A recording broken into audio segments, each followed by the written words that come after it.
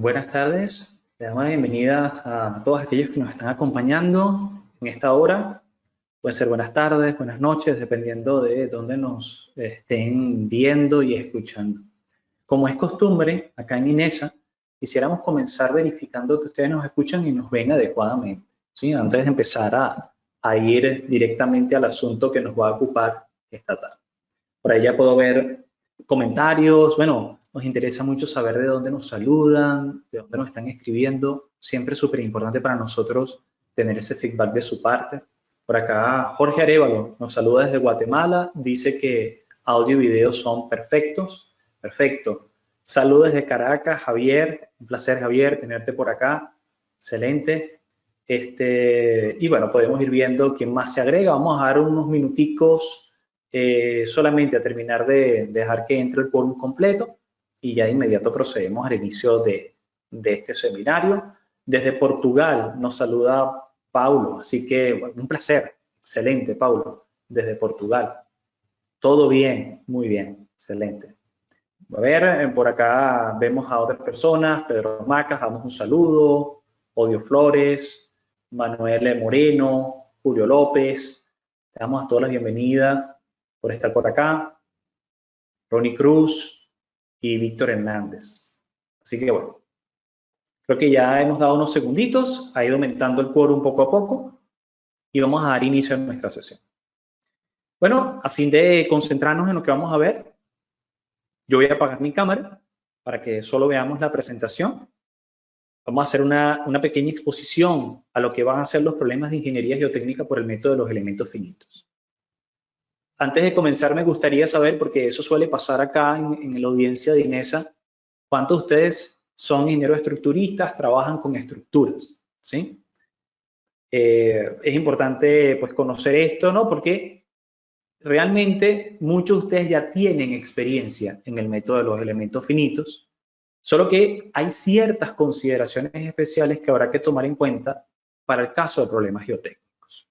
Ustedes utilizan al día a día los elementos finitos. Se utilizan SAP, se utilizan ETABS, si utilizan Robot Structural Analysis, se utilizan RFM, Dual. Ustedes utilizan en su día a día elementos finitos.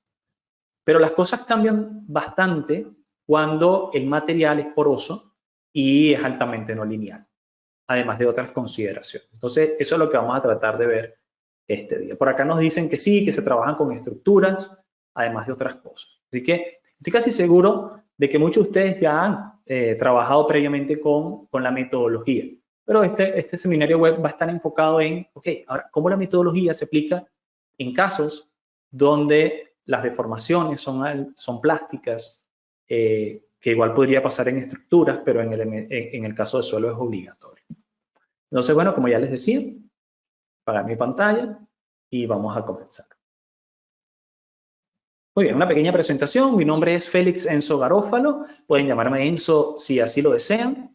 Soy ingeniero civil con maestría en ciencia de datos y gerente de transformación digital acá en INESA, donde ayudamos a las empresas en su proceso de transformación digital. Las ayudamos a aplicar nuevas tecnologías y también participamos en consultorías, tanto de implementación BIM como de este tipo de simulaciones que vamos a ver a continuación. La agenda para este día va a estar subdividida en 3 grandes bloques. El primero de ellos es, digamos, un bloque que yo considero obligatorio, que es qué pasa antes de la simulación. Vamos a hablar de cuáles son esos retos que vienen involucrados en el caso de simulaciones geotécnicas antes de siquiera abrir el programa. ¿Qué cosas hay que entender? ¿Sí? Antes de que usted se ponga a modelar un problema geotécnico. Luego, en el segundo bloque vamos a ver ejemplos de simulación con diversos software, ejemplos en vivo. Algunos lo vamos a ver en una presentación, otros vamos a cerrar un momento la presentación y lo veremos en el software. Y vamos a hacer hincapié en esos puntos, en esos, digamos, configuraciones claves interesantes que han de tomarse cuenta dentro de los software para poder generar simulaciones adecuadas. En el último bloque, realmente es una pequeña lámina donde queremos hacer un resumen de conclusiones, de puntos interesantes que ustedes deberían tener en cuenta cuando van a modelar problemas geotécnicos. Fuentes comunes de errores y también, obviamente, cómo solucionarlos, cómo evitar esos problemas. Luego de culminar con estos 3 pequeños bloques, vamos a dar una sesión de consultas, de preguntas para que ustedes puedan hablarnos un poco de sus ideas y vamos a comentarles también de nuestra propuesta de capacitación acá en INESA, donde en unos pocos meses estaremos dando una especialización completa en simulación estructural con elementos finitos. Muy bien, entonces para comenzar, previo a la simulación. Previo a la simulación. ¿Qué es lo primero que hay que entender? Esto les va a parecer muy básico, pero lo primero que hay que entender es el comportamiento del suelo. Nosotros sabemos que el suelo es típicamente considerado un medio continuo, pero que realmente es un compuesto trifásico, donde tenemos partículas de suelo que están rellenas tanto por agua, en algunos casos, como por simplemente aire, vacío. Y que suele comportarse de la forma, el sistema, digamos, la proyección de tensiones, suele comportarse de la manera en que lo vemos en la imagen en pantalla, ¿no? Donde las tensiones van aumentando con la profundidad, donde hay una presión intersticial debido a si existe o no la tabla de agua a nivel freático, y que cuando restamos ese nivel freático, pues vamos a obtener unas presiones efectivas, unas tensiones efectivas que están intrínsecamente relacionadas con la capacidad portante del suelo. ¿Por qué yo hago referencia a esto? Bueno, porque esto es muy distinto a tener un sistema cartesiano de esta manera y decir, mire, yo acá tengo un E, ¿ok? Que es mi módulo de Young, coeficiente de elasticidad, y ya, y me olvido de eso y eso es constante. No, acá la capacidad portante del suelo va a depender de la tensión efectiva. Otras características importantes del suelo. Bueno, en estas gráficas que ustedes ven en pantalla, nos hacen recordar que el suelo es altamente no lineal. Altamente no lineal. Realmente en el 95% de los casos de ingeniería en general, ingeniería estructural, ingeniería mecánica, ingeniería industrial, los problemas suelen caer en el rango elástico.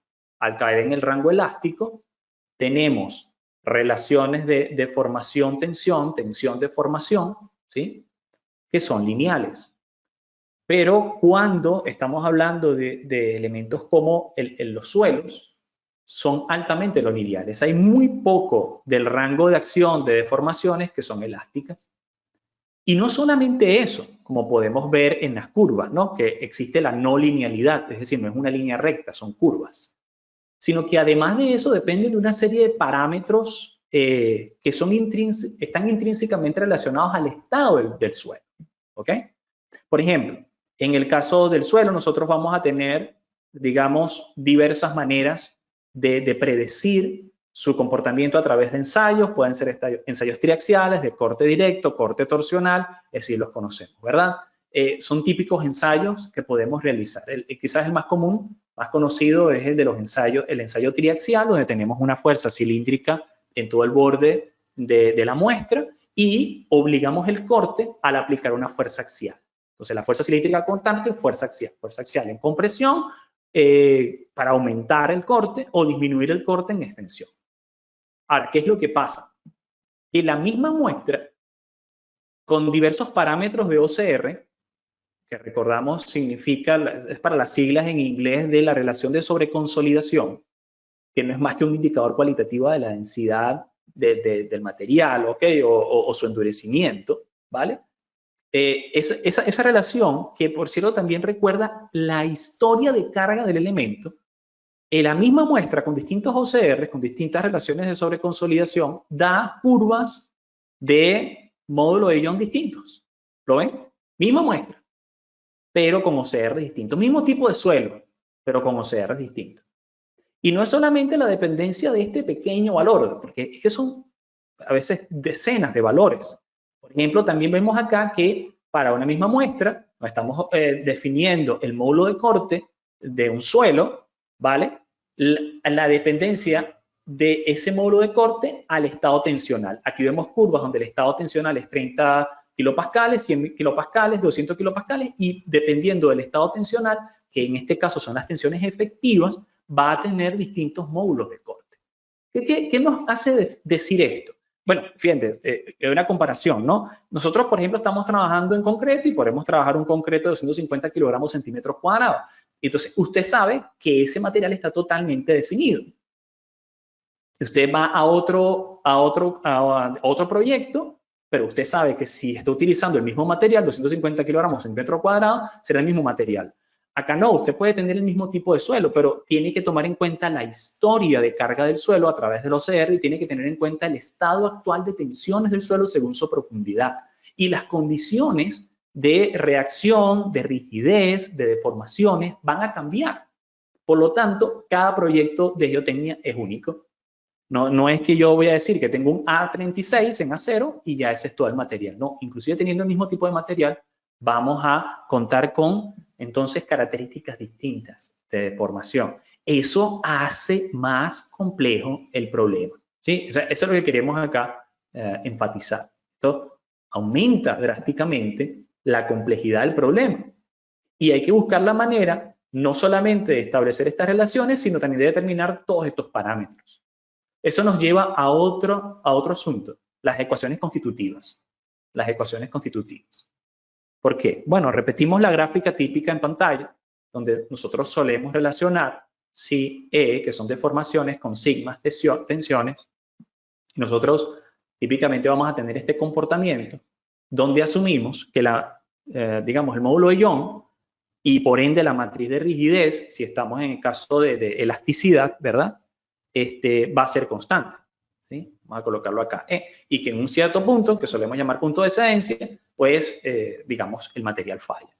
Pero eso no se cumple en el suelo, sino que vamos a tener tensiones tangentes dependiendo del estado tensional. Es más, en los suelos suele ocurrir que en lugar de utilizar esos modelos plásticos perfectos, suelen utilizarse lo que se conoce como modelos de superficies de excedencia. Existen a su vez diversos modelos de este tipo, como el modelo de Moore-Coulomb, el modelo de Drucker-Prager, el modelo de Tresca, modelos de Clay, y cada uno de ellos, a su vez, tiene una serie de parámetros involucrados que van más allá del módulo de Young, el coeficiente de Poisson, que eran prácticamente los únicos dos parámetros que necesitábamos, además de la densidad del material, cuando hacíamos análisis lineales. En geotecnia, estos vienen a ser prácticamente obligatorios desde el principio. Entonces ahora también hay que conseguir la cohesión, el ángulo de fricción interna, la excentricidad del gorro, el radio de transición entre superficies y así por el estilo. Todo va a depender de las ecuaciones constitutivas. Es más, hay otro problema más. Y es que dependiendo del software que usted use, no todos tienen las mismas ecuaciones constitutivas. Usted está usando un software y le va a plantear Moore-Coulomb, pero usa otro y solamente tiene disponible Drucker-Prager o Clay. Y cambian las variables según los modelos. Entonces, es necesario, pues, volver al laboratorio y calcular las variables necesarias antes de entrar en el proceso de simulación. Esto no ocurre en un modelo estructural porque es que prácticamente los materiales ya vienen definidos, son parámetros de entrada.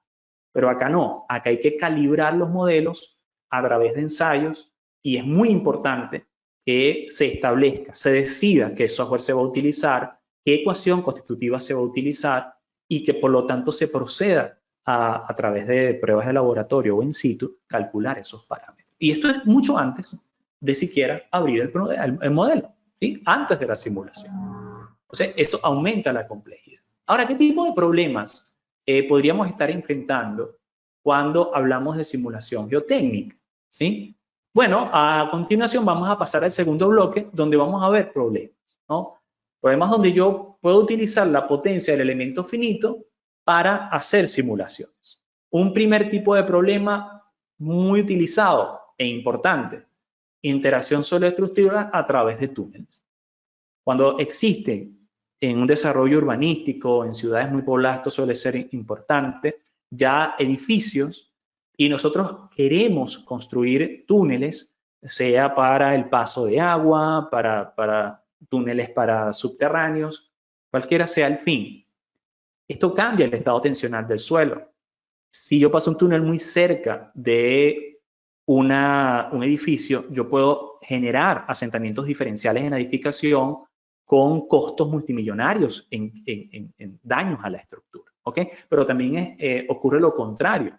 Puede darse el caso de que existan canalizaciones subterráneas y que por lo tanto, al yo tratar de construir cerca de esas canalizaciones subterráneas, aumento, sobretensiono el borde de concreto de esas canalizaciones, típicamente suele ser de concreto, también puede ser de otros materiales, y puedo quebrar la infraestructura existente. Entonces es importante atender estos problemas geotécnicos.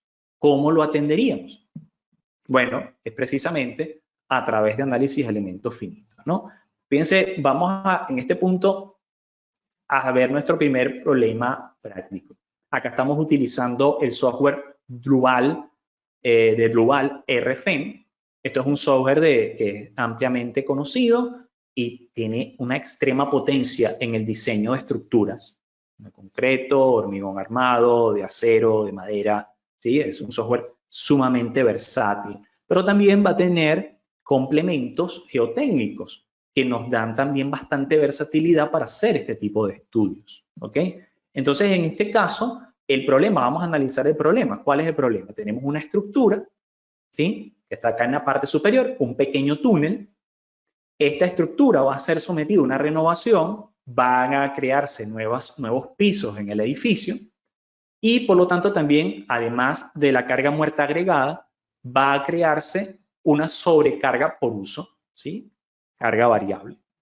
¿Cómo afectará eso a la estructura existente de hormigón de este túnel? Bueno, hay que determinar, ¿ok? Ese es parte del problema geotécnico que podremos abordar. Entonces, fíjense que acá hay una serie de elementos, digamos, litográficos que han sido adecuadamente representados, incluso de forma volumétrica. A verlo de lado, ¿sí? Entonces aquí podemos ver que han sido representados inclusive por extrusión y esto podríamos seguirlo, ¿no? Para hacer la estructura del túnel completo. ¿Cómo se configura un tipo de análisis como este? Bueno, igual tenemos que empezar caracterizando los materiales. Noten que por acá, para el caso de la fundación de este edificio, que es lo que nos interesa, estamos utilizando concreto. Concreto acá es un material elástico lineal, isotrópico, ¿sí? Entonces, concreto definido por nosotros, C35/45. Disculpe, totalmente definido.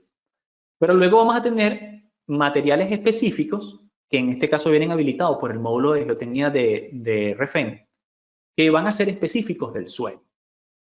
Entonces, fíjense en algo.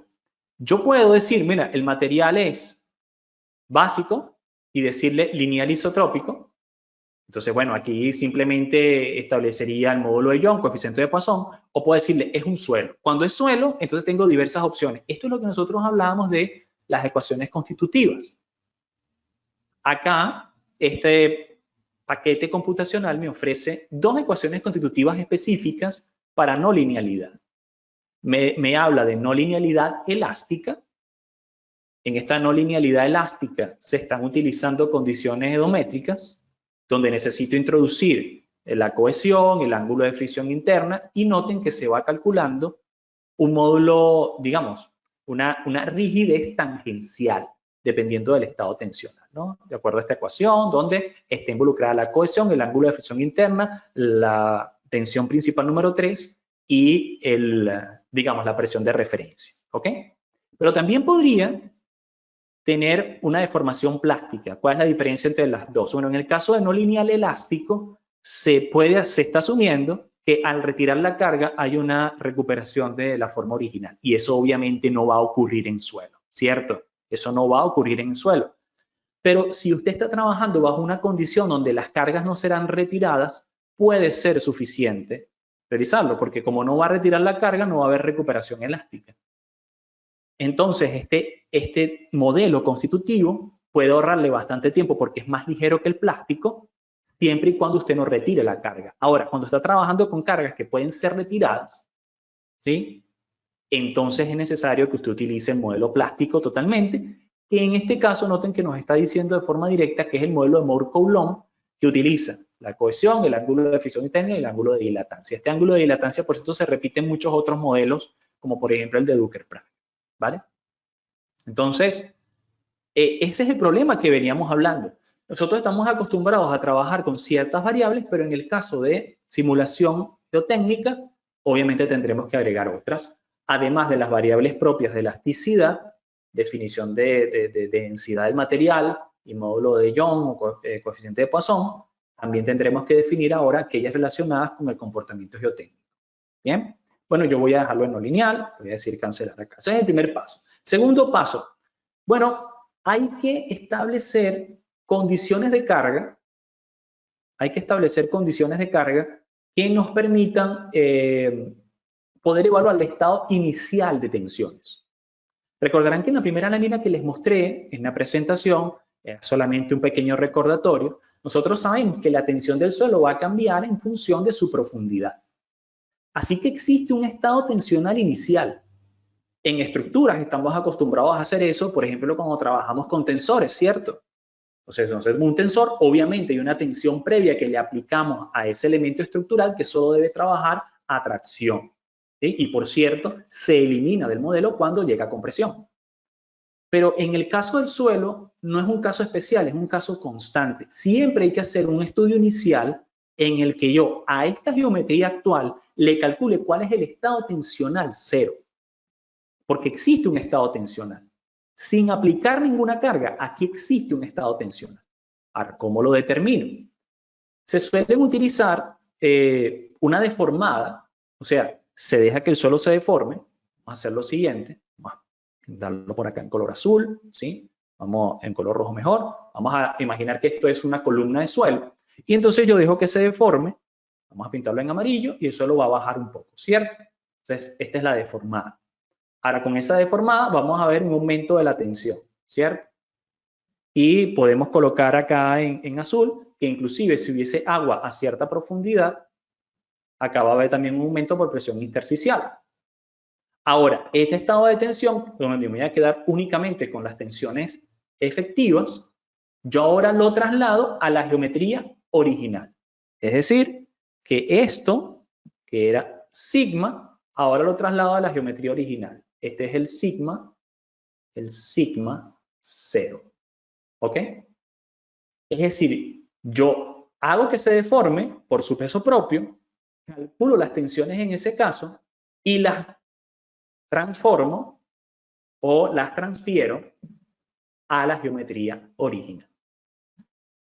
El método para hacer esto va a cambiar un poco dependiendo del software que usted esté utilizando, pero lo que sí que es constante es que siempre hay que hacer un estudio de tensiones iniciales.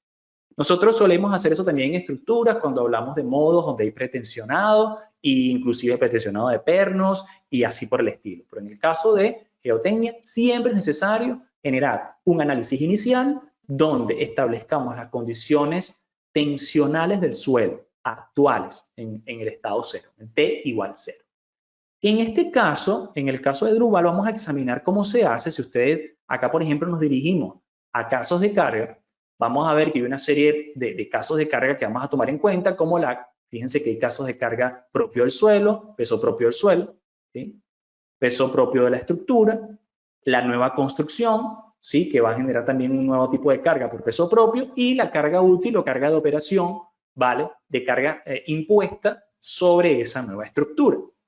Ahora, la cuestión es que si nos vamos a la sección de Load Combinations, noten que aquí hay una combinación de las dos cargas muertas, que está en color azul, y otra en amarillo. ¿Cuál es la diferencia entre las dos? La primera es simplemente la combinación lineal de las dos, mientras que en la segunda hay algo especial. Noten que aquí dice que es para la estructura no deformada. Si yo acá habilito, repito, esto es para el caso de RFN de Drupal, pero va a cambiar para otro software. Ustedes pueden observar que acá se está utilizando la opción equilibrio de estructura no deformada. Equilibrio para una estructura no deformada.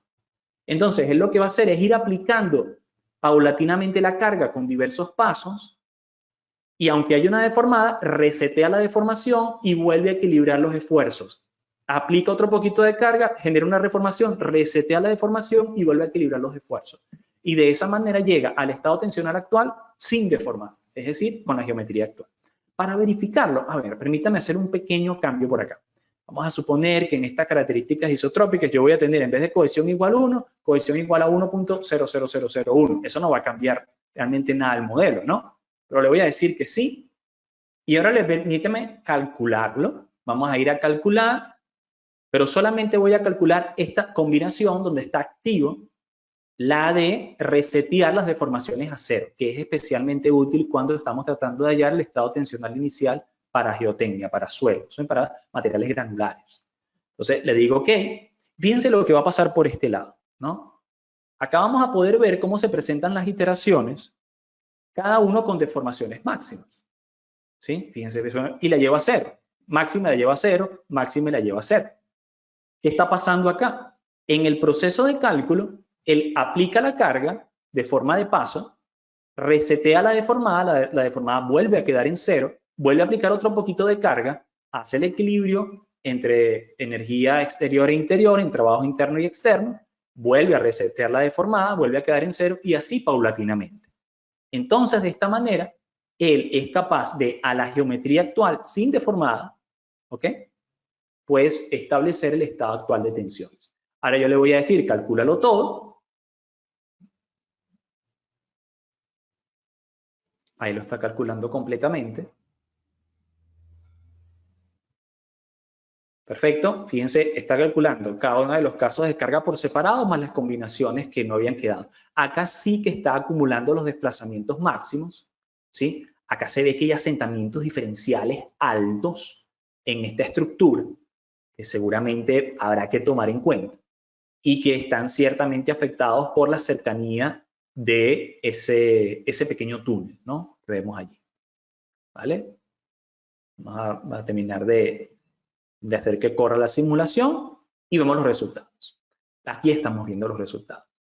Entonces, fíjense que estamos viendo la tensión en dirección sigma y, ¿vale?, kilonewton por metro cuadrado, donde podemos ver que hay concentraciones, digamos, de tensión en la parte inferior de estos elementos y acá arriba. Algo interesante que ocurre en análisis geotécnicos con elementos finitos es que acá estamos haciendo un filtro, ¿sí?, donde yo solamente quiero mostrar ciertos elementos sólidos. Si yo mostrara todos los elementos sólidos, debido a que esta losa de concreto es tan rígida, ella va a absorber las tensiones y las concentraciones de tensión van a quedar alojadas en ella. Mientras que los cambios de tensión, ¿sí?, las curvas de tensión en los elementos más plásticos, más deformables, no van a ser tan abruptos, no se van a notar.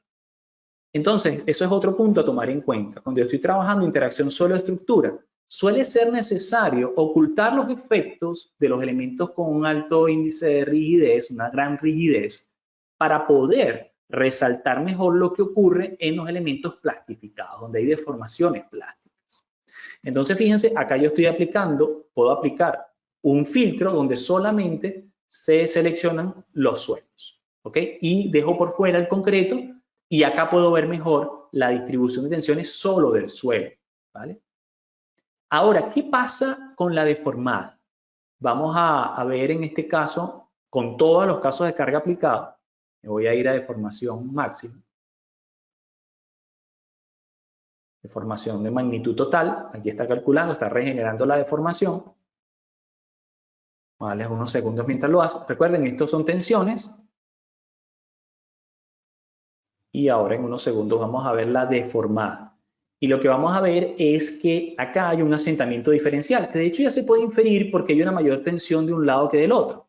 Entonces, fíjense, obviamente se está exagerando, ¿no?, pero hay un asentamiento diferencial anunciado y también hay un movimiento acá efectivo del túnel cuando se aplica esa carga, esa sobrecarga efectiva. Entonces, estos son el tipo de análisis que podríamos llevar a cabo. Igual, si la instrucción la continuáramos, podríamos hacer el proceso constructivo del túnel o el efecto de la construcción sobre digamos, una sección más alargada del corredor y así por el estilo. Volvamos a nuestra presentación.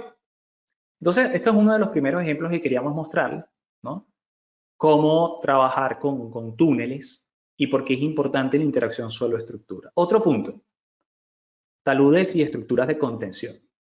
En este caso se está utilizando el software RC3 de Rock Science Inc., donde tenemos una estabilidad de borde y se está pues mitigando esa estabilidad, el movimiento de ese talud a través de una cortina de pilotes.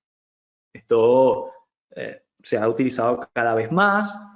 Podemos verlo en distintas ciudades de Europa y Latinoamérica, ¿sí? Donde se está haciendo esto para poder, digamos, detener el movimiento de ciertos taludes. E incluso he visto su aplicación en fallas geodésicas, fallas geológicas de verdad de una magnitud considerable, ¿ok? Entonces es bastante útil la metodología. ¿Cómo nosotros podemos diseñar taludes y estructuras de contención? Bueno, nuevamente podemos ver otros ejemplos, ¿no? En este caso es Abacus, por ejemplo. Abacus es un software de diseño por elementos finitos, un software basado en el método de los elementos finitos, ampliamente conocido del nivel de ANSYS, pero que a mi gusto, a mi manera de ver, y esto es un comentario del autor, va a tener un poco más, va a ser un poco más amigable desde el punto de vista de la definición de ecuaciones constitutivas para modelos geotécnicos. No queriendo decir que no se pueda lograr en ANSYS o en cualquier otro software. Obviamente se puede lograr, pero ya viene incorporado por defecto ciertas características bastante ventajosas para el diseño geotécnico. En este caso estamos viendo un muro de contención masivo, el muro de concreto acá a la izquierda, que está reteniendo este relleno, donde esperaríamos una forma de falla con un empuje activo de Rankine, y acá estamos viendo un suelo armado, ¿no? Que se ejecuta por capas, en lo que hay, obviamente, un relleno que se compacta, un vibrador, luego se pasa un geotextil y va haciéndose capas de relleno uno tras otro hasta poder generar un muro de tierra armada de una altura considerable, ¿ok? Vamos a ver estos ejemplos directamente en el software. Acá vamos a abrir Abacus. Tenemos el primer ejemplo ya abierto, donde empezamos a explorar lo mismo que habíamos hecho con Druvac, ¿sí? Primero los materiales. Entonces, fíjense, para el caso de la pared es simplemente concreto, ¿sí? Si nosotros vamos acá a materiales, exploramos el concreto, esto es simplemente concreto, tiene una densidad, tiene un comportamiento elástico, módulo de Young, coeficiente de Poisson. Ahora, si vamos al suelo, acá se está utilizando, además de la elasticidad y la densidad, un modelo constitutivo de CAP, plasticidad de CAP o por gorro, que también genera una superficie de excedencia. Es uno de los modelos. De hecho, como les mencionaba, Abacus tiene ya por defecto algunos modelos constitutivos muy útiles para el tratamiento de modos granulares, de materiales granulares. Por ejemplo, estábamos hablando de la plasticidad de CAP, la plasticidad de Clay. El CAM Clay también es otro modelo constitutivo. El modelo constitutivo de Ducker-Prager, de Moore-Coulomb. Estos son modelos que suelen utilizarse para suelos. Ojo, no solo para suelos. Aquí voy a hacer una anotación al margen, ¿no? Ustedes también van a encontrar que Ducker-Prager puede ser aplicado a otro tipo de materiales granulares como el propio concreto e incluso acero estructural, en especial cuando entendemos que van a llegar a la plasticidad, cuando estamos trabajando en el rango plástico, ¿sí? Entonces es necesario establecer estos modelos constitutivos. Pero vaya que son muy interesantes para el caso de simulación sobre suelos y sobre rocas. También vamos a tener aquí el cracking, digamos, tipo bloque y así por el estilo. Entonces, en este caso estoy utilizando la capacidad de CAP. ¿Y cuáles son los parámetros de entrada? Parámetros, digamos, comunes a la jerga geotécnica, como la cohesión del material, el ángulo de fricción interna, la excentricidad de la capa, la posición de la superficie de falla inicial y así por el estilo. ¿Okay? Muy bien. Entonces, luego que esto está bien definido, hemos visto un poco de los materiales, vamos a pasar a Job y vamos a solucionar esto. Vamos a ver qué es lo que ocurre si yo envío a calcular esto dentro de Abacus. Acá abajo me está diciendo que el análisis ha sido enviado y ya ha sido completado. Vamos a proceder a ver los resultados. Perfecto. Entonces, ¿qué podríamos ver? Bueno, sí, podríamos ver la tensión de von Mises.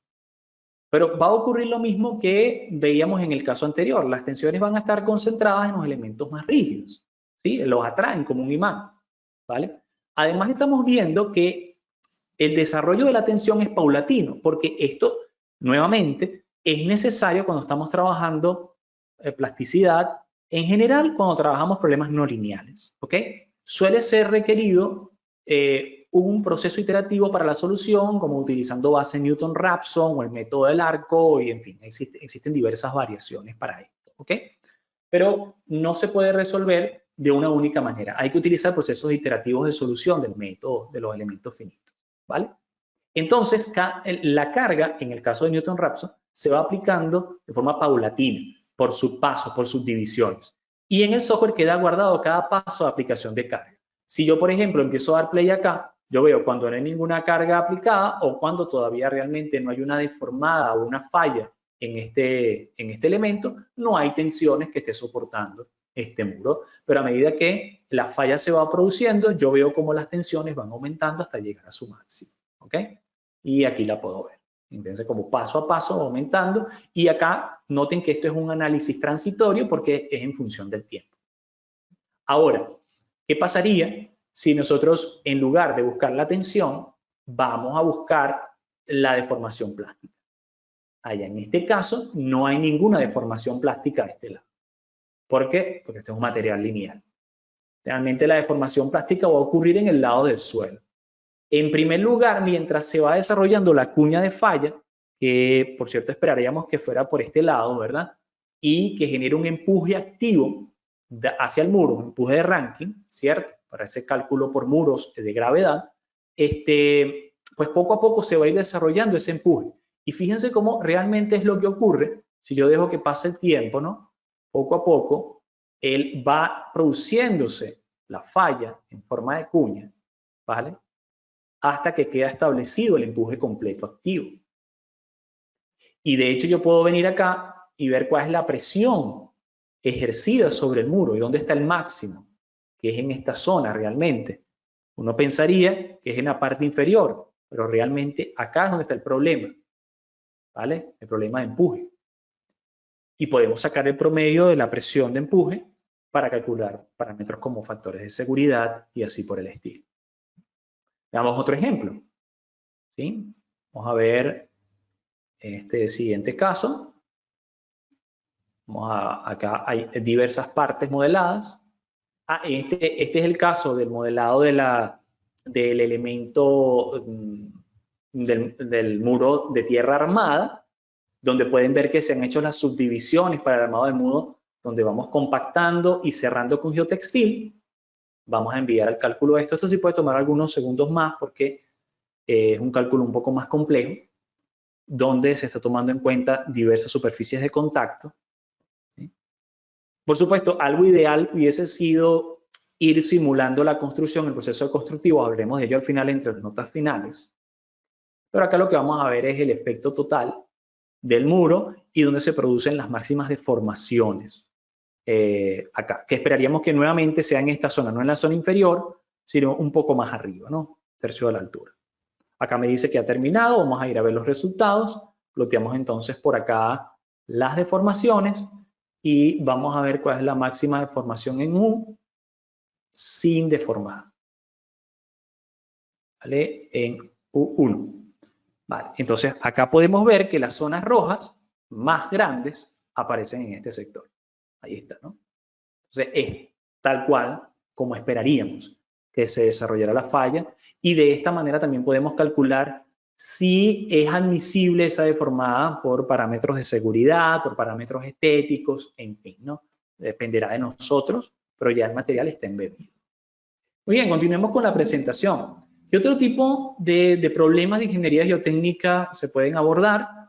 Problemas interesantes vienen cuando empezamos a tomar en cuenta, debido a que es un medio poroso, el tránsito de fluido por ese medio poroso, que viene dado por la ecuación de Darcy.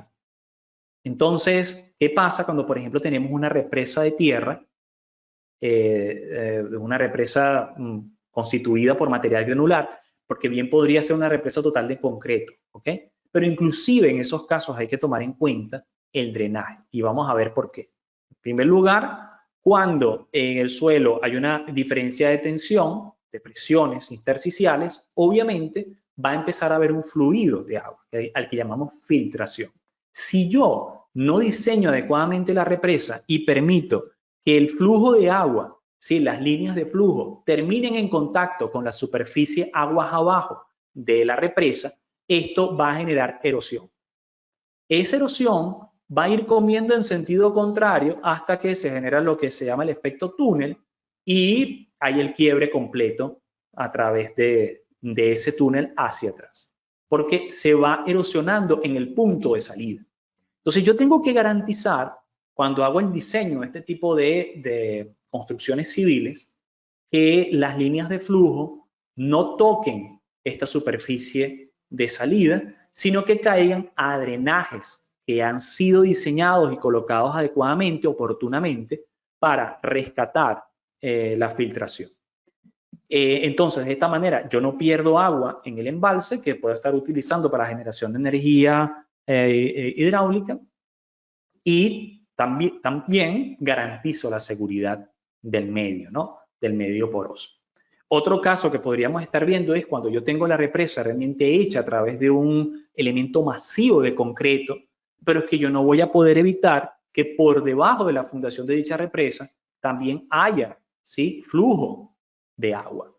Ahora, ¿qué es lo que pasa cuando el flujo de agua llega al borde externo o al borde superior? Bueno, cuando el flujo de agua va en contra de la gravedad, ¿sí?, cuando va en este sentido, hacia arriba, entonces la presión que viene obtenida por el peso propio del elemento se ve anulada por la presión intersticial y se produce el efecto de sifonamiento, lo que hace que genere licuefacción. Si yo no controlo esto y ocurre cerca de la fundación de mi estructura de concreto, pues obviamente van a haber asentamientos diferenciales que no deseamos. Y esto hay que saber controlarlo. Entonces, acá la simulación por elementos finitos es sumamente útil. Claro, ¿cómo hacemos esto a mano? Generamos curvas de flujo, que por cierto deben ser perpendiculares a unas curvas equipotenciales, ¿verdad? Que era como lo hacíamos de forma manual. Pero ustedes pueden observar acá que acá tanto las líneas de flujo como las curvas equipotenciales, y por cierto son perpendiculares, pues se calculan de forma automática, ¿no? Simplemente pasando el coeficiente de, digamos, de la permeabilidad del elemento. Ya estos no son problemas con variables de estado orientadas a deformaciones. Acá estamos hablando de otro tipo de variables, son problemas de campo, ¿sí? Pero igualmente se utiliza como base el elemento finito. Es decir, nosotros estamos acostumbrados a solucionar problemas donde las variables fundamentales a ser resueltas, las variables de estado, son las deformaciones, de las cuales luego derivamos de forma indirecta las tensiones. El elemento finito no está solucionando directamente las tensiones y el estrés, no. Eso es un derivado de la deformada, donde utilizamos luego ecuaciones relacionadas al estado deformacional para obtener el estado tensional, ¿sí? Entonces son cálculos secundarios. Pero en este caso no estamos calculando variables deformadas, estamos calculando otro tipo de variables de campo, ¿sí? Como ya habíamos dicho, ecuaciones de flujo como la de Darcy.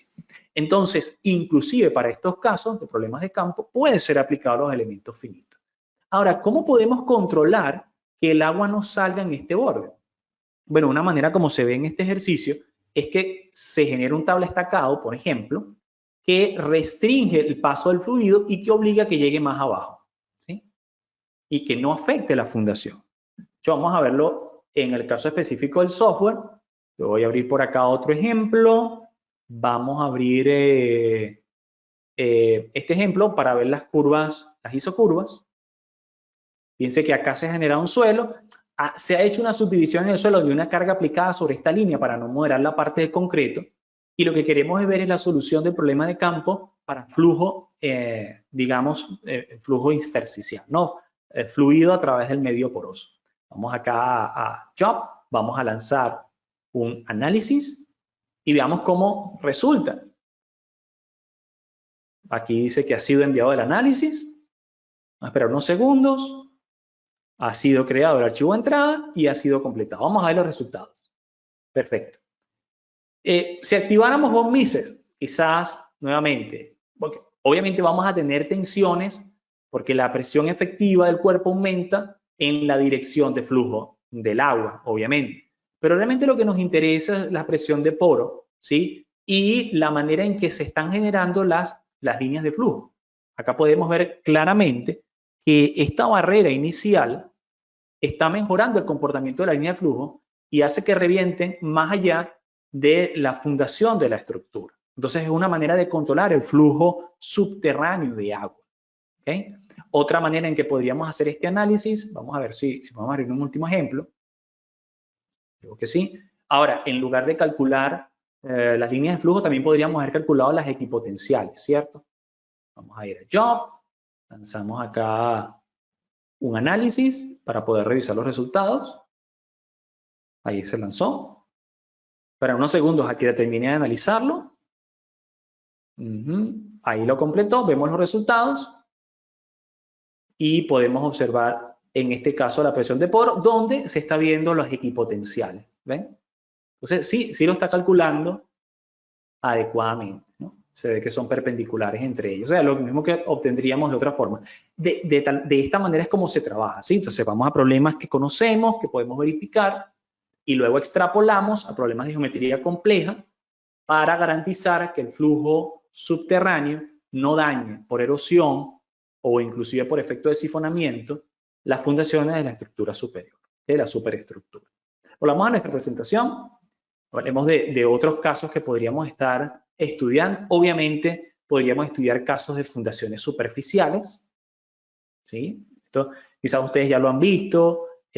Quizás nos hemos enfocado más en la parte que tiene que ver con el diseño propio de la zapata, del pedestal, del acero necesario. En este caso es más bien estudio de capacidad portante del suelo, donde estaríamos utilizando las ecuaciones de Terzaghi, por ejemplo.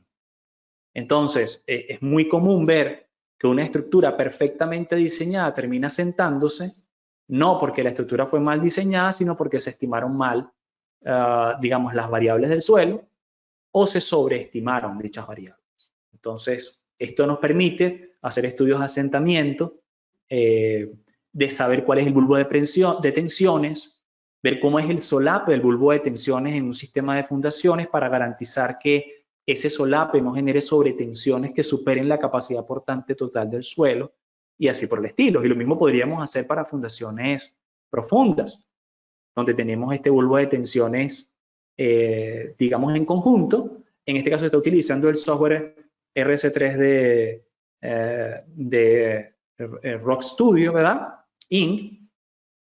Pero bueno, igual también podríamos hacerlo no solamente para eso. Esto es un caso de Abacus donde se está aplicando a un pilote hincado de acero una carga lateral y se está viendo la deformada del suelo en esa carga lateral, que puede ser sísmica, ¿sí? ¿Cómo reacciona? ¿A qué tensión está sometido eso internamente? ¿Ok? Entonces, fíjense, son diversos ejemplos que podemos estar tomando en cuenta. ¿Ok? Ahora, el último bloque de que queríamos hablar, y es algunos puntos a tomar, ¿sí? Algunos puntos que deberíamos tener presente cuando diseñamos. Son fuentes comunes de errores, ¿vale? Solamente comentarlos a fin de que evitemos esos pitfalls, ¿no? Cuando estemos realizando este tipo de simulaciones. En primer lugar, el primer tipo de error es el mal uso de los métodos. ¿Cuándo ocurre esto? Cuando en el análisis por elementos finitos se aplica casos en los que no es adecuado, o sea, el método no aplica. Por ejemplo, usar un análisis de elementos finitos de un continuo pues nos referimos por ejemplo a un suelo, ¿ok? Pero con teoría de deformación pequeña. Cuando realmente vamos a tener grandes deformaciones o donde hay mecanismos de derribo de macizos rocosos.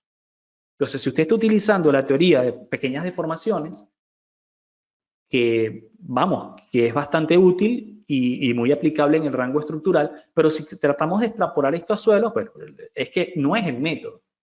Entonces, ¿cómo evitar esto? Bueno, se puede evitar cuando el usuario del software comprende el método que está utilizando y las limitaciones del mismo. ¿Ok? Otro problema, los ajustes. Los ajustes. ¿Qué son los ajustes? Son características conocidas en un programa que introducen errores, pero que son necesarios, son males necesarios, son aproximaciones necesarias. ¿Vale? Por ejemplo, hablábamos por ahí del ejemplo del criterio de falla de Moore-Coulomb. Ese criterio de falla está basado en una superficie que son intersecciones de planos. Entonces, generan ángulos entre esos planos. Cuando el estado tensional cae justo en el ángulo, el algoritmo no sabe decidir en cuál de los dos planos pertenece la superficie o el estado de falla. Y eso puede generar pues falta de convergencia de la solución. Entonces, ¿qué se hace allí? El software suele suavizar un poco la superficie angulada y las vuelve un poco más curvas.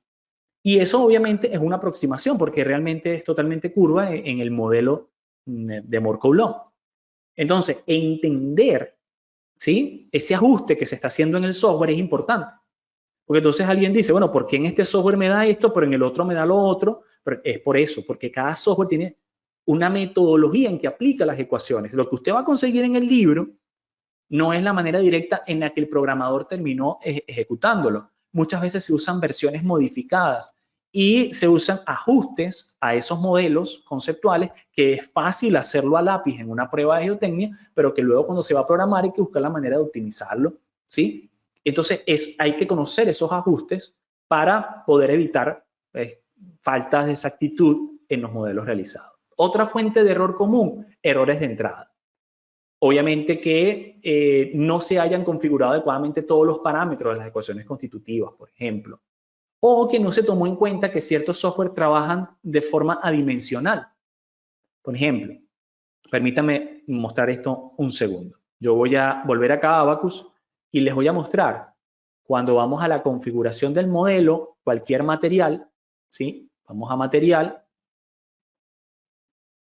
Ok, aquí dice densidad de masa 3.7, pero la pregunta de las 50.000 lochas es 3.7 ¿qué? Interesante, ¿verdad? O, por ejemplo, vamos a la elasticidad, módulo de Young, pero módulo de Young ¿con qué unidad? El coeficiente de Poisson no tiene unidad, ok, está bien, pero ¿cuál es la unidad del módulo de Young? ¿Sí? Noten que no se está dando, no se están dando las unidades, porque típicamente los software de elementos finitos, digamos, los cores que se generaron ya hace décadas, ¿no? Las versiones actualizadas con todos los muñequitos para hacerlo más fácil de operar para los usuarios, sí que traen las unidades. Pero las primeras versiones eran adimensionales. Entonces, si usted está dibujando y usted introduce 10, usted tiene que saber qué es ese 10. ¿Son 10 metros? ¿Son 10 milímetros? ¿Son 10 centímetros? Entonces el módulo de Young va a estar en metros, va a estar en milímetros o va a estar en centímetros. Las ecuaciones van a ser consecuentes, ¿sí? Y lo mismo cualquier unidad que usted introduzca. Si está trabajando en sistema, si la unidad que introdujo es en metros, entonces usted debe estar utilizando tensiones en pascales, por ejemplo. Porque estamos utilizando ahora newton por metro. Ah, pero si la cantidad de fuerza que estoy introduciendo no es newtons, sino que es otra, que es kilogramos, entonces la tensión no es en newton metro cuadrado, sino que es en kilogramos metro cuadrado. Es decir, eso a veces genera, volvemos a la presentación, errores en la entrada de los datos. Y hay que tenerlos en cuenta, ¿vale? Otro punto o fuente de error, los modelos constitutivos. Sí, eso que hablábamos, ¿no? De cómo voy a modelar el suelo, las características, el comportamiento del suelo que entran en rango plásticos y que, repito, es el mismo problema que encontraríamos si tratáramos de llevar a rango plástico materiales como hormigón armado o acero estructural. Porque hay que entender que las ecuaciones cambian. Entonces, ¿cómo lo evalúa? Hay que entender entonces que ningún modelo constitutivo es perfecto. No hay un modelo constitutivo que capture todos los aspectos del comportamiento del suelo. Uno selecciona uno dependiendo del tipo de suelo, porque hay algunos que están mejor indicados para arenas, otros para arcillas, otros que están mejor indicados para, digamos, condiciones drenadas, no drenadas, ¿sí? Entonces, usted debe escogerlo, ¿vale? Entonces, hay que saber escoger cuál es el modelo constitutivo adecuado y, obviamente, calibrarlo con pruebas de laboratorio y de campo que garanticen que esos parámetros introducidos sean reales, ¿vale? Otra fuente digamos, de error son las sobresimplificaciones geométricas, porque, digamos, en un talud, muy probablemente la superficie de salud no sea completamente planar, ¿sí? Entonces, a veces esas irregularidades se simplifican demasiado y generan cuñas de falla que no son realistas. Entonces, hay que ver hasta qué punto pueden simplificarse. Otro, simplificación del proceso constructivo. Por ejemplo, en el caso que veíamos al principio de las condiciones de carga sobre el edificio, esa condición de carga fue aplicada de forma mágica, ¡pum!, de repente, pero muy probablemente la carga y es así, no va a ser aplicada de golpe, sino que el edificio se construye de forma paulatina. Entonces el cambio del estado de tensiones es gradual. Si yo tengo medios porosos con presiones intersticiales que no drenan de forma rápida, sino que drenan de forma gradual la presión intersticial, he de tomar en cuenta esto cuando tome en cuenta, digamos, asentamientos por consolidación. Entonces, es importante saber hasta qué punto puedo realmente simplificar el proceso constructivo. Y bueno, siempre, nunca hay que olvidar la condición del nivel freático, si existe flujo de agua en el suelo y cómo este afecta, obviamente, el estado tensional de nuestro modelo, ¿vale? Bueno, hasta este punto la exposición que teníamos preparada, pero quisiéramos escuchar de su parte, pues, cualquier comentario que tengan, consultas, seguro habrá, ¿no? Entonces tenemos algunos minutos para ello, ¿no? Hemos desarrollado de una manera que nos quedan algunos minutos. Yo voy a pedirles que lo hagan a través del panel de preguntas, al que voy a estar atento, y también pueden utilizar el chat, ¿no? Cualquiera de los dos medios que así lo deseen. Mientras tanto, mientras se van generando esas consultas, aprovechamos para compartir con ustedes, ¿no?, esta información, que es nuestra especialización, que iniciará el 2009 del 2023, especialización en simulación, análisis estructural por el método de los elementos finitos. Es un programa que hemos creado acá en INESATEC, donde vamos a profundizar en el método de verdad, ¿sí? Nos va a ayudar a usar con mucho más criterio los software que ya hemos utilizado siempre, y vamos a poder ahora abordar problemas que salen de lo común, ¿vale? Y que nos van a permitir, pues, ampliar la gama del abanico de soluciones que podamos ofrecer como consultoría. Entre algunos de los software que vamos a utilizar va a ser Python, porque en el módulo inicial le vamos a enseñar a programar Python. Te va a salir aquí programando Python con elementos finitos.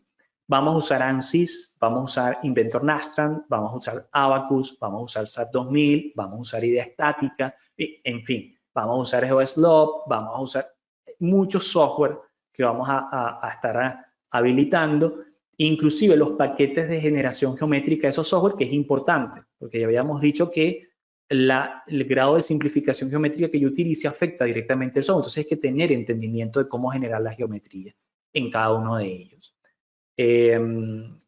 ¿Vale?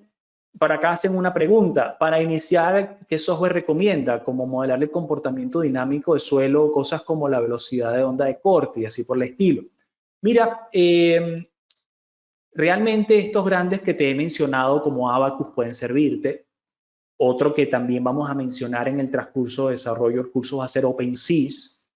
OpenSys es digamos, un motor de cálculo por elementos finitos de código abierto, no recuerdo, desarrollado por la Universidad de Berkeley, que está específicamente diseñado para el cálculo de transmisión de ondas sísmicas y que incluye la interacción suelo-estructura.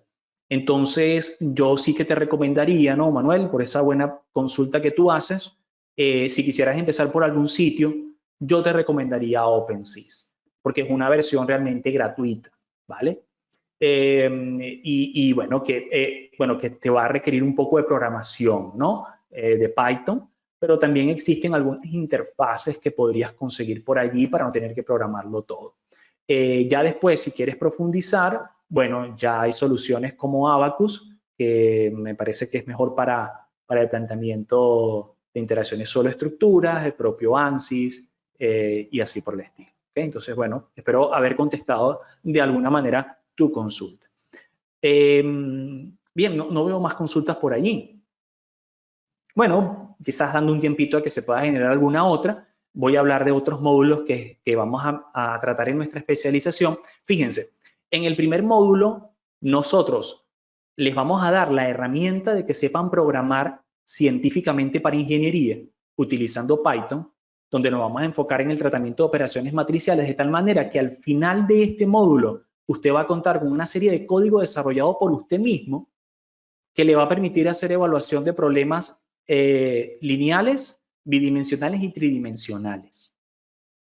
Es bastante interesante. ¿Sí? Yo creo que acá nos hemos dado la tarea de de mostrar los conceptos básicos de elementos finitos. ¿Y por qué nos pareció interesante hacer esto? Porque nos obliga a dominar la teoría para programarla, a enfrentarnos a las operaciones matriciales. De tal manera que cuando usted se enfrente a ciertos resultados, por ejemplo, suele ocurrir en los software, la matriz de rigidez es singular. ¿Qué significa eso? Bueno, si usted nunca ha ejecutado la operación matricial de un elemento finito, a veces las alertas que les van a dar los programas le van a sonar en chino. Entonces, con este primer módulo, nosotros lo que pretendemos no es volverlos a ustedes unos investigadores en elementos finitos, pero sí que vamos a establecer las bases conceptuales necesarias para el desarrollo posterior sobre los software. El segundo módulo va a tener que ver con técnicas de modelado. Por ejemplo, preguntas como, cuando yo me enfrento a un problema masivo por elementos finitos, voy a modelar una conexión de acero, voy a modelar un elemento masivo de conexión en hormigón, ¿qué tamaño de elemento finito debería utilizar? Porque de eso va a depender la exactitud del resultado. ¿Qué tipo de elemento finito debería utilizar? ¿Saben que hay cientos de tipos de elementos finitos? Y quizás el software que estamos utilizando nos está frenando, ¿no? Pero puede que no, puede que necesitemos otro tipo de elementos, ¿vale? Entonces, ¿cómo determinarlo? ¿Cuál es la regla de mallado? ¿Cómo evitar situaciones como el bloqueo de corte o cizalla? ¿Vale? El outglassing o las concentraciones de tensiones, las singularidades de tensiones. Vamos a hablar de todo eso, ¿no? En el módulo número 2. Por acá veo otro comentario en el panel de preguntas. Dice, ¿se usará el programa Plaxis? Sí, he pensado quizás en las sesiones en vivo, hemos pensado incluir Plaxis, pero más en las sesiones en vivo que, digamos, desarrollar un módulo completo de Plaxis, ¿no? Lo que pasa es que vamos a tener un módulo completo de geotecnia que vamos a desarrollar, ¿no? Entonces, en el módulo de geotecnia vamos a incluir Plaxis, GeoStudio, GC3 y así por el estilo, ¿vale? Pero como muestras, ¿no? De cómo podrías utilizarlo. Entonces, bueno, sí, seguro que sí. Por aquí también dice, también el estudiante, también se estudiarán los problemas de fatiga, pregunta por acá Paulo. Sí, totalmente. En especial en el módulo número 6, donde vamos a estar trabajando FEA para estructuras de acero, obviamente también se puede tratar ciclos histéresis de carga en hormigón armado, ¿no? Pero cuando estemos trabajando en general problemas no lineales, vamos a hablar de diseño por fatiga, ¿vale? Y vamos a ver cómo poder hacer estudios de los dos tipos de diseño, por fatiga que son típicos, cómo incluir cargas estadísticas y cargas armónicas. En el módulo número 3 vamos a ver una introducción a software, digamos, los más generales. Vamos a ver Inventor Nastran, vamos a ver un poquito de Inventor, cómo se generan geometrías en Inventor, luego pasaremos a Inventor Nastran para el diseño sobre el motor de Nastran. ANSYS Workshop, veremos los módulos de Design Modeler y Splice Claim para generación de geometría y luego vamos a ver el módulo de diseño mecánico de ANSYS. Vamos a ver un poco acerca de Abacus y esas generaciones geométricas con SolidWorks, ¿vale? Vamos a tratar problemas estructurales de concreto armados como diseño de vigas profundas, muros estructurales, ménsulas, láminas, modelados de miembros de alta resistencia, análisis de grietas, de propagación de grietas, de vigas pretensionadas. En el caso de estructuras de acero y mixtas, vamos a hacer diseños de conexiones por elementos finitos usando diversos software, desde ANSYS, Nastran, y pasando después hacia estática e incluso RAM Connection.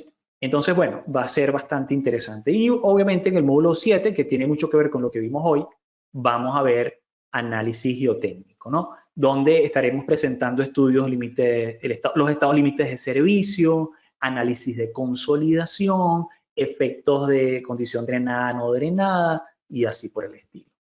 Muy bien. Entonces, bueno, ya saben, cualquier duda, cualquier contacto, pueden escribirnos, ¿no? Y a través de nuestra página web, que con mucho gusto estaremos respondiendo cualquiera de sus consultas. Acá está en info@inesatec.com o llamando a estos números, ¿vale? Bastante complejo, es cierto, ¿no? Para tener alguna pregunta instantánea. Bueno, sí, ¿no? Es un proceso de enriquecernos, de aumentar nuestros nuestros horizontes, ¿verdad? De salir de la zona de confort, pero sin duda muy interesante. Seguro que todos los que estamos acá compartimos esa pasión por la simulación, no solamente por simular y meter datos en el software, sino por hacerlo con un criterio que nos permita resolver problemas reales. Y en eso es que apuntamos, ¿no? Para iniciar en software, ¿qué software recomienda y cómo modelar comportamiento dinámico de suelo? Ah, no, este ya lo había mencionado. Vale, muchas gracias. ¿En qué orden sugiere tomar los cursos desde lo básico hasta lo más complejo? Bueno, esta es una sola especialización, esa que hemos visto allí. Así que realmente es el orden que está establecido allí, ¿no? Y lo hemos establecido en el orden que nos parece adecuado. Cada módulo es dependiente del siguiente. Entonces, más que un curso, no es una especialización completa, donde vamos a obtener, también debemos de recordar que acá en INESATEC tenemos la figura de los másters, donde hay una doble titulación.